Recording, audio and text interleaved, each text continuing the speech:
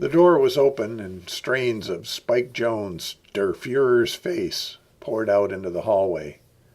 I walked in and saw Uncle Billy sitting at the kitchen table, hunched over his iPad.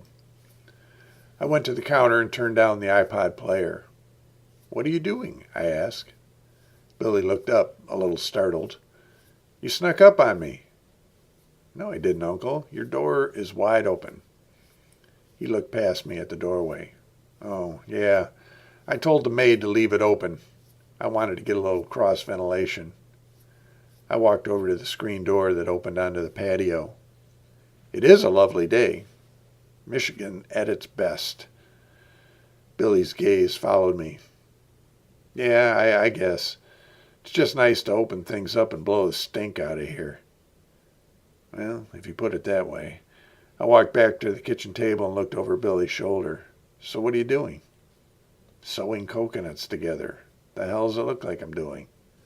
"Uncle, all I can see is that you're staring at your iPad." Billy looked down at the tablet.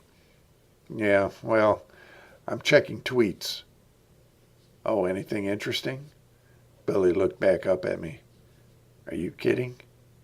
"Well, why do you check them?" "Every now and then there's something worthwhile. You just never know."